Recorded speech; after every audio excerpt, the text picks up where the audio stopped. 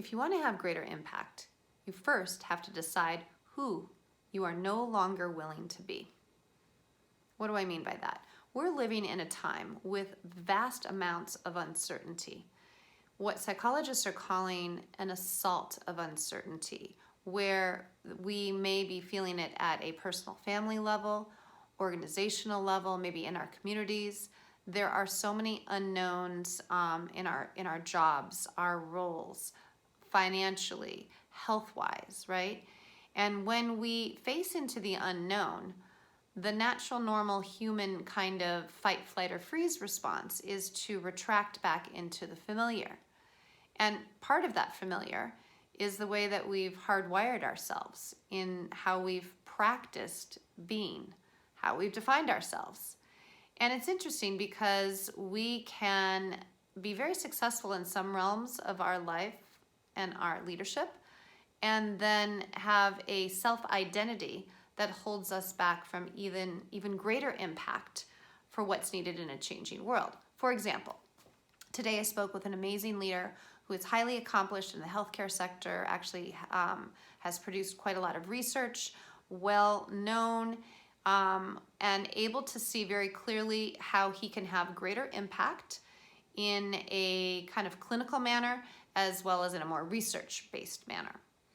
And yet there are parts of his personal relationships that are completely open and in the unknown right now.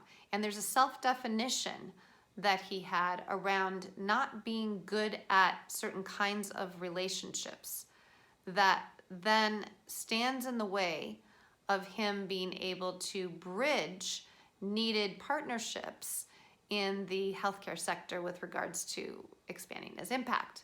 So it's interesting because if we want to have greater impact, we need to unplug from how we may have defined ourselves in the past, surface when we go into inner critic or kind of a story of I'm not good at XYZ, or why am I not learning XYZ fast enough and transferring it to this challenge at hand, and really decide I am no longer going to be this kind of person or this kind of leader, and decide with greater strength than the practice that we have developed and the habitual ways of thinking that reinforce that we are this person.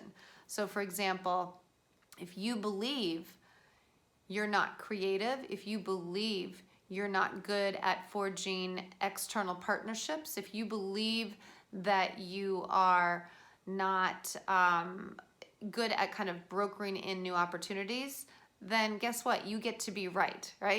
There are ways that you will look to reinforce that belief system and limit yourself before you even start. Now, lots of wisdom traditions know this and offer different practices for how we can rewire ourselves into new beliefs that are more aligned with facing into the uncertainty and starting a new path forward. But it takes awareness, intentionality, and practice. So the question I have for you is, what are you believing about yourself that it's now time to release? Who have you practiced yourself into being? And what new way of thinking about your own identity would allow you to face into the unknown with greater freedom, greater range, and greater possibilities? Give that a thought and let me know what you come up with.